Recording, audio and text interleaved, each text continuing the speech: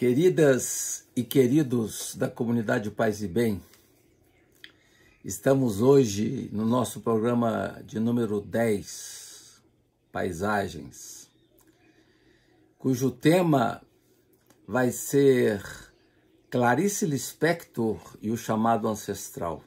A gente finaliza esses 3 momentos de reflexão que fizemos aqui no programa Paisagens, envolvendo a escritora Clarice Lispector. Pode ser que mais adiante a gente volte a ela, né? Então vamos tratar essa temática central em Clarice, que é o chamado ancestral.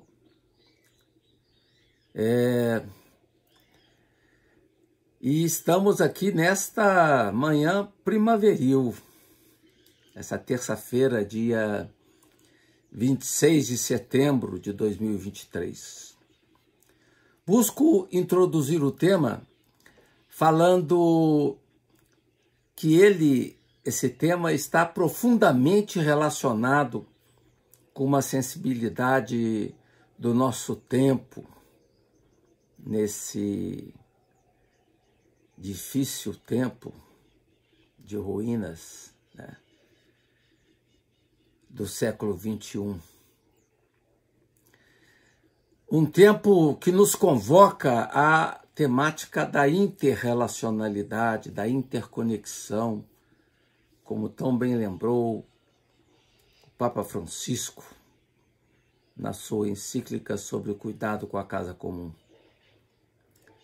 De uma perspectiva de ver a relação nossa com todas as espécies companheiras, né? Sejam elas humanas, sejam elas as experiências não humanas que envolvem animais, vegetais, o reino dos fungos e o mundo mineral. Então vamos começar pela temática de Clarice Lispector e o apelo à animalidade. E nesse tema nós temos aqui uma questão fundamental para Clarice, que é o mistério da coisa, a busca da coisa, ou a busca desse neutro, it, ou a busca do real. Numa rica introdução de um livro de Clarice Lispector, o livro Clarice Lispector na cabeceira, sobre os romances de Clarice, na introdução nós temos a palavra do escritor e crítico literário José Castelo, falando desse tema da procura da própria coisa em Clarice.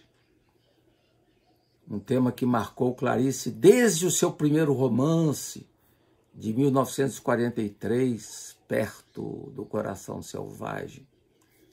A escritora, como diz Castelo, viveu para perseguir esse núcleo da vida pura, desse ponto virgem, né?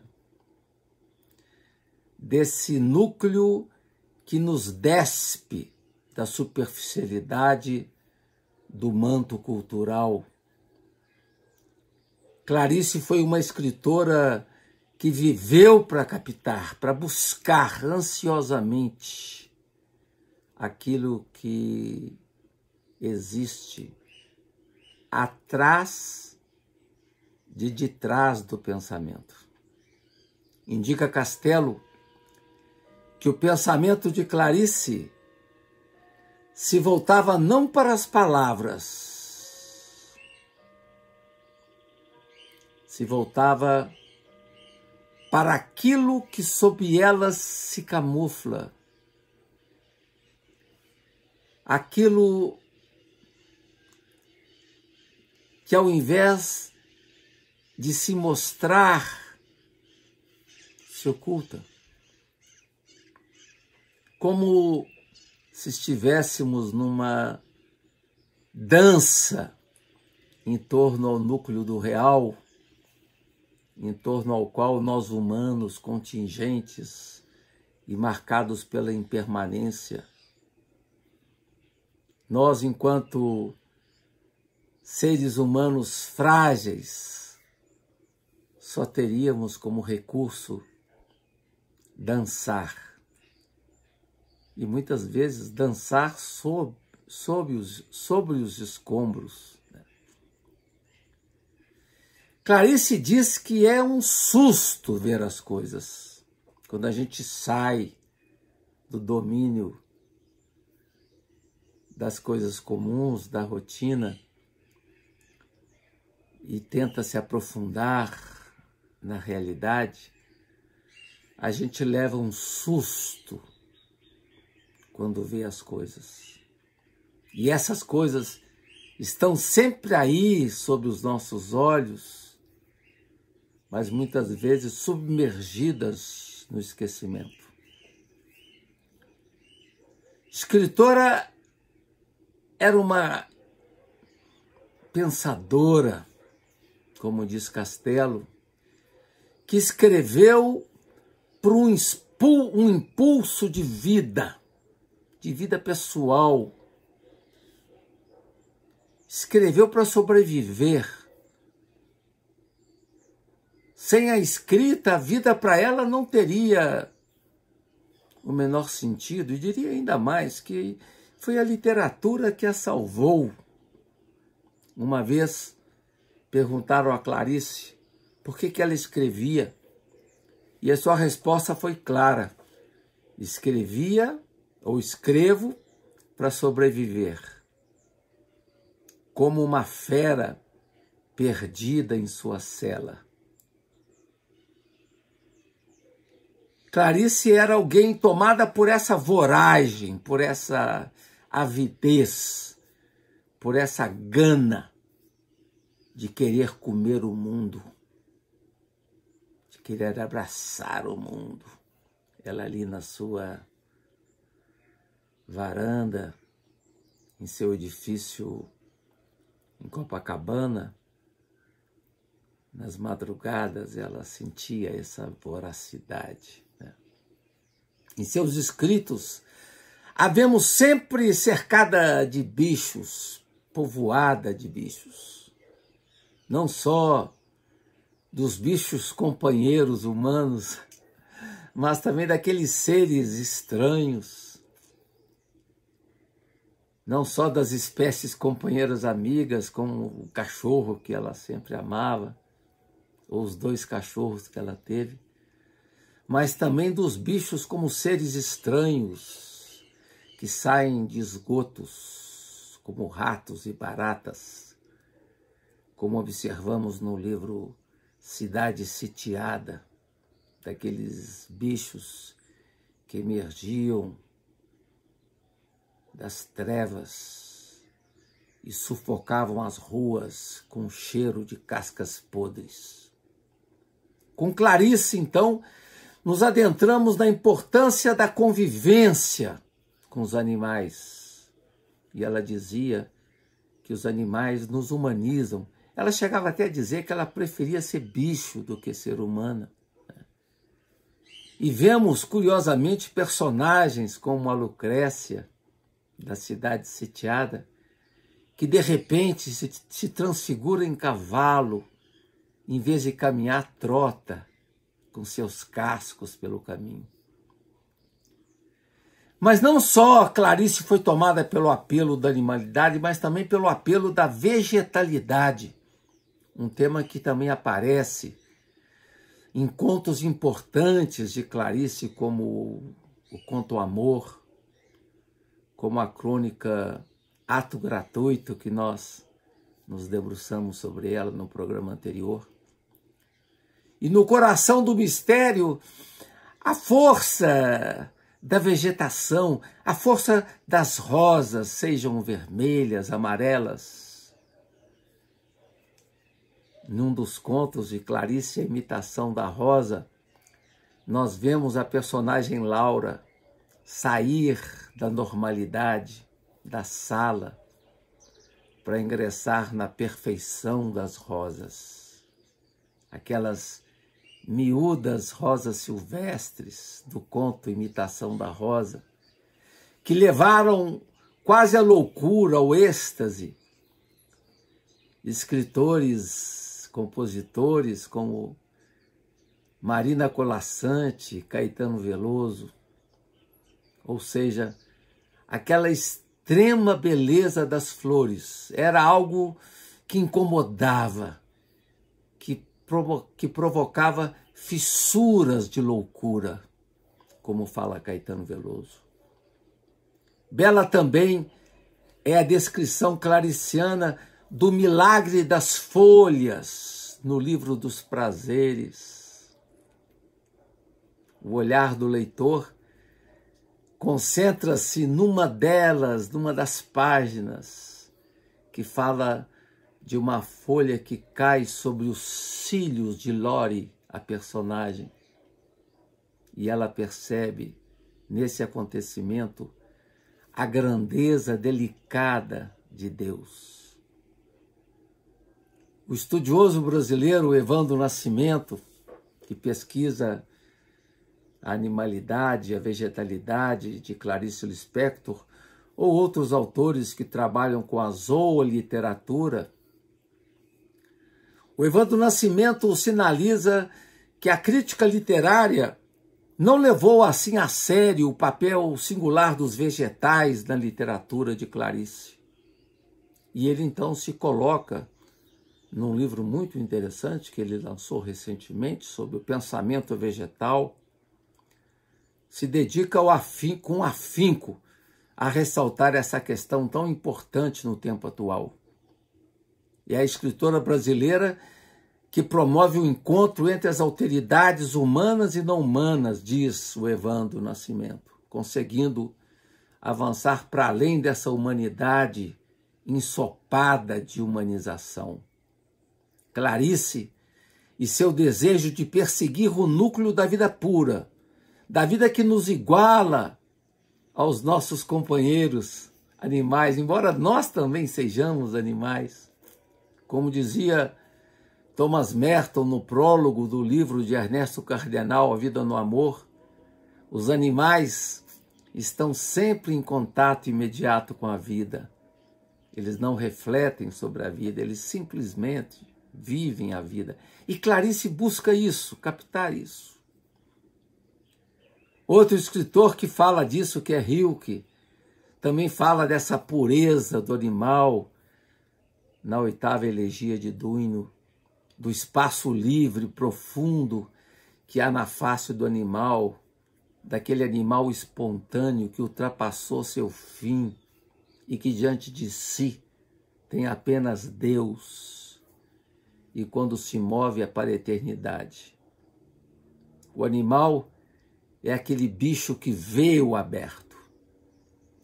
Com grande ousadia literária, Clarice decide avançar no mais íntimo interior, visando encontrar no mergulho introspectivo do êxtase uma realidade abissal e incontrolável, ao mesmo tempo uma realidade repulsiva e fascinante, inseparável do grotesco, como diz muito bem o filósofo Benedito Nunes.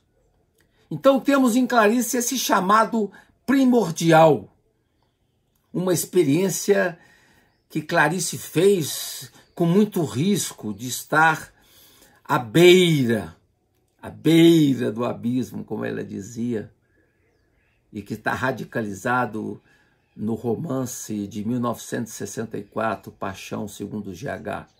Fernando Sabino, numa carta escrita para Clarice em julho de 1946, quando Clarice estava em Berna, manifestou a preocupação desse arrojo de Clarice, e ele tinha receio que Clarice caísse no outro lado. Então ela tinha que que lidar com a vida como um equilibrista entre extremos.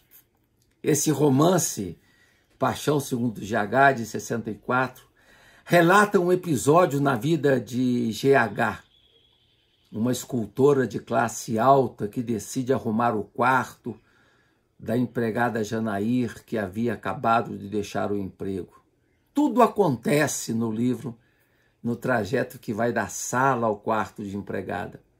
Ali acontece um processo de dessubstancialização para além do mundo tradicional. Se dá um encontro com esse lado do eu escondido. Enquanto a personagem estava presa às suas circunstâncias tradicionais, ela estava segura e contente. O passo que ela iria dar em direção ao quarto de empregada era um passo de aterradora liberdade e que podia ser fatal. O passo em direção a uma alegria difícil, porém uma alegria, como relatou certa vez Clarice. A experiência no quarto de empregada com a barata revela uma metamorfose radical na personagem. A personagem vai comungar com a substância da barata, como se comungasse com a sua ancestralidade. Se dava a possibilidade para ela de um outro modo de ser, do encontro com uma matéria vertente, utilizando uma expressão bonita do Guimarães Rosa, de uma matéria que já estava na Terra há 350 milhões de anos, e Clarice, a personagem GH, busca comungar com essa ancestralidade. Leio aqui uma passagem muito simbólica desse chamado da ancestralidade que está no livro Paixão segundo GH. E se diz ali, cito, como se uma mulher tranquila tivesse simplesmente sido chamada e tranquilamente largasse o bordado na cadeira, se erguesse e sem uma palavra, abandonando sua vida, renegando o bordado, o amor e a alma já feita, sem uma palavra sequer, essa mulher se pusesse calmamente de quatro, começasse a engatinhar e se arrastar com olhos brilhantes e tranquilos, é que a vida anterior a reclamara e ela ira. Nessa fantástica obra de Clarice, vemos uma experiência de verdadeira metamorfose da personagem.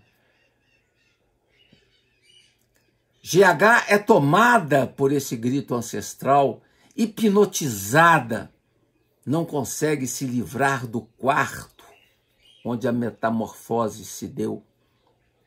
Como aponta uma grande estudiosa de Clarice, Olga de Sá, a escultora ali no quarto percebe que o mundo não é humano e a pessoa é uma construção sentimentária e útil, é uma crosta superficial sob a qual lateja o inumano, que é a matéria de Deus. A crosta arrebenta como um dique e se refaz no silêncio primeiro da origem das coisas, como diz Olga de Sá. É como se do ventre vivo e mole do inseto desfraldasse o fruto da matéria-prima do mundo. A percepção desse tecido misterioso era também o mergulho num nada renovador. Então a mudança que se processa desarma o mundo arranjado e seguro de GH, desmorona construções assentadas e provoca uma alquimia fantástica. Trata-se, na verdade, de um exercício de desaprendizagem que, mediante a quebra de um invólucro, capta-se então o núcleo da vida. Nesse evento da despersonalização que se processa, GH se perde como pessoa para alcançar-se como ser e encontrar sua identidade ao nível do puramente vivo. Essa metamorfose é igualmente uma quebra da centralidade antropológica, é uma desheroização que quebra com o exclusivismo humano. Temos, portanto, e assim finalizo, uma abertura ao que eu chamaria de uma mística imanente em Clarice Lispector, uma mística de imanência radical. O divino, diz Clarice, se revela no real. O mistério está presente em toda parte. Está presente no barulho neutro das folhas ao vento. Está presente no canto das coisas. Trata-se de uma mística ao revés. Uma santidade profana e leiga. Uma experiência vital que convoca o sujeito não a uma comunhão para além do tempo, mas a uma comunhão nas coisas que compõem o presente humano. Essa, então, é minha reflexão, queridas e queridos, hoje, aqui no Paz e Bem. Eu agradeço muito a ajuda do Felipe Albani na parte técnica e me despeço de vocês com grande alegria nessa manhã de terça-feira,